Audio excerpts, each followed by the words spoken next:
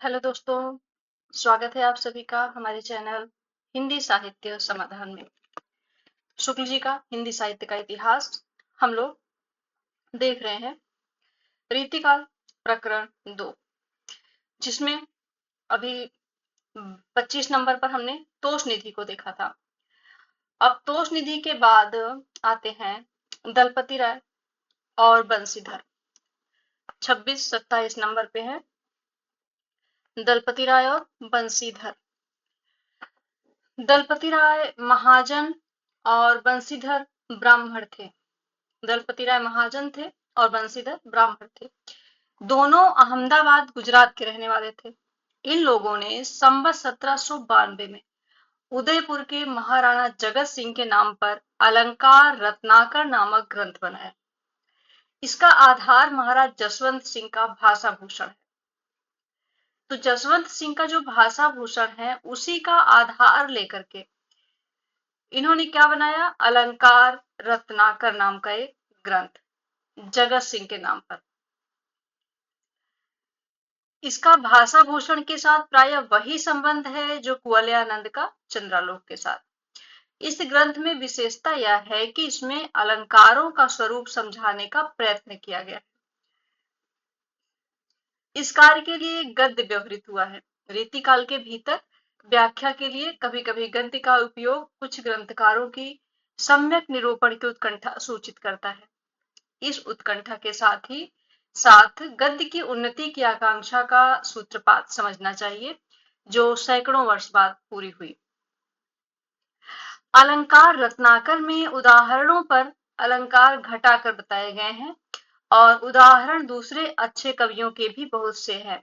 इससे यह अध्ययन के लिए बहुत उपयोगी है। दंडी आदि कई संस्कृत आचार्यों के उदाहरण भी लिए गए हैं। हिंदी कवियों की लंबी नामावली ऐतिहासिक खोज में बहुत उपयोगी है। तो शुक्ल जी बता रहे हैं कि अध्ययन के लिए इनका दलपति विजय का अलंकार रत्नाकर बहुत उपयोगी है। कवि भी ये लोग अच्छे थे। पद्य रचना की निपुणता के अतिरिक्त इनमें भावुकता और बुद्धि वैभव दोनों है। इनका एक कवित्व नीचे दिया जाता है। किसका? दलपति और बंशीधर का। अरुण हरौल नभ मंडल मुलुक पर चढ़ो अक चकवय की तानी के किरिन कोर आवते ही सावत नक्षत्रा जोए धाये धाये घोर घमासान करी काम आए ठौर ठौर ससहर सेत भयो सटक्यो सहमी ससी आमिल उलूक जाए गिरे कंदरन और दुंद देखी अरविंद बंदी खाने ते भगाने पायक पुलिंद वे मलिंद मकरंद चो। फिर आते हैं सोमनाथ। ये माथुर ब्राह्मण थे और भरतपुर के महाराज बदन सिंह के कनिष्ठ पुत्र प्रताप सिंह के यहाँ रहते थे। सोमनाथ माथुर ब्राह्मण थे और भरतपुर के महाराज बदन सिंह थे, उनके कनिष्ठ पुत्र प्रताप सिंह के यहाँ रहते थे। तो सोमनाथ किसके आश्रित थे? प्रताप सिंह के।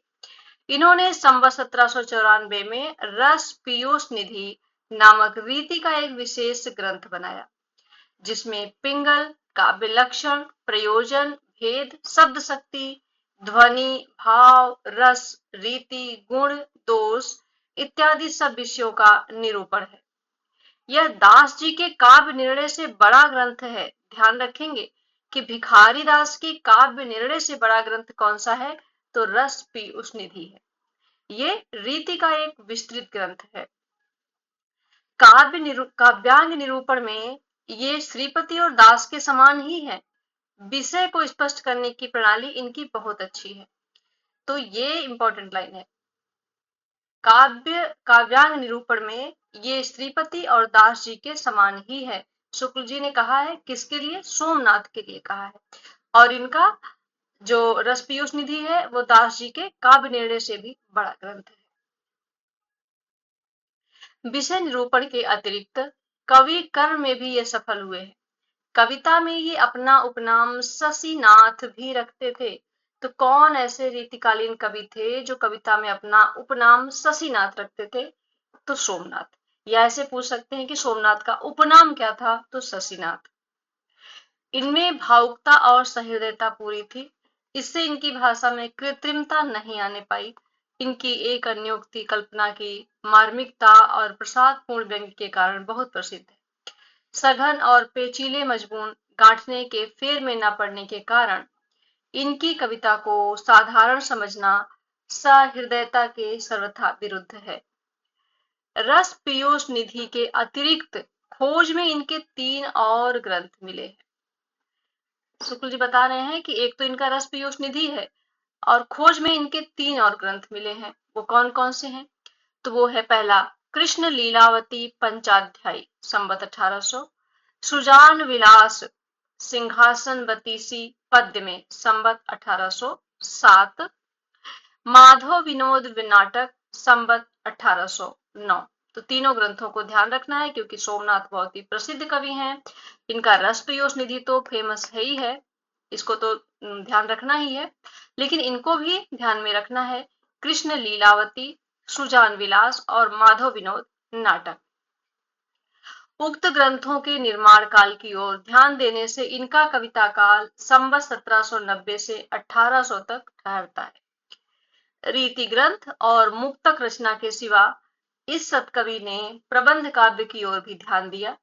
सिंहासन बत्तीसी के अनुवाद को यदि हम काव्य ना माने तो कम से कम पद्यबंध अवश्य ही कहना पड़ेगा। माधव विनोद नाटक शायद मालती माधव के आधार पर लिखा हुआ प्रेम प्रबंध है। पहले कहा जा चुका है कि कल्पित कथा लिखने की प्रथा हिंदी के कवियों में प्राय नहीं के बराबर रही। जहांगीर के समय में संवत 1673 में बना पुहकर का रसरतन अब तक नाम लेने योग्य कल्पित प्रबंध काव्य था। अतः सोमनाथ जी का यह प्रयत्न उनके दृष्टि विस्तार का परिचारक है। नीचे सोमनाथ जी की कुछ कविताएं दी जाती है।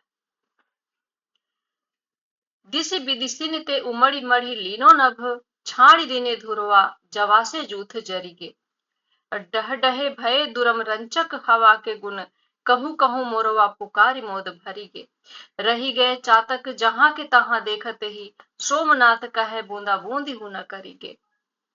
शोर भयो घोर चारों ओर मही मंडल में, आए घन आए के उघरी गए। सोमनाथ की पंक्ति है ये, ध्यान रखेंगे इसको। शोर भयो घोर चारों ओर मही मंडल में, आए घन आए के उघर गे। प्रीति नई नित कीजत है, सब सो छल की बतरानी परी है, सीखी जिठाई कहाँ ससीनाथ, हमें दिन द्वैकते जानी परी है। और कहाँ लहिए सजनी, कठिनाई गरे अति आनी परी है, मानत है बर जो न कछु, अब ऐसी सुजा नहीं बान परी है। तो सुजाना ही से कंफ्यूज नहीं हो जाएंगे, ये सोमनाथ की पंक्ति है, इसको ध्यान रखना है, ये इंपॉर्टेंट पंक्ति सोमनाथ की। झमकतु बदन मतंग कुंभ उतंग अंग बर, बंदन बलित भुषुंड कुंडलित शुंड सिद्धिधार, कंचन मणिमय मुकुट जगमगय सुघर शीस पर, लोचन 3 विशाल चार भुज धयावत सुरनर, शशिनाथ नंद स्वच्छंद नित कोटि विघन छर छंद हर, जय बुद्धि बिलंद अमंद दुति इंदु भाल आनंद कर। इसके बाद एक और महत्वपूर्ण कवि आते हैं अब रसलीन। रसलीन, इनका नाम सैयद गुलाम नबी था। तो रसलीन का पूरा नाम क्या था? सैयद गुलाम नबी। ये प्रसिद्ध बिलग्राम जिला हरदोई के रहने वाले थे। जहां अच्छे अच्छे विद्वान मुसलमान होते आए हैं, अपने नाम के आगे बिलग्रामी लगाना एक बड़े सम्मान की बात है, यहाँ के लोग समझते थे। गुलाम नबी ने अपने पिता का नाम बाकर लिखा है।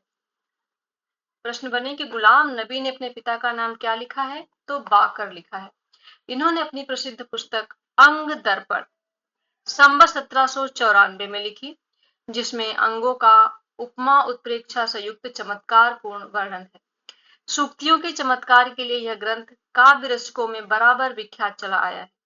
यह प्रसिद्ध दोहा जिसे जनसाधारण बिहारी का साझा करते हैं, अंग दर्पण का ही है।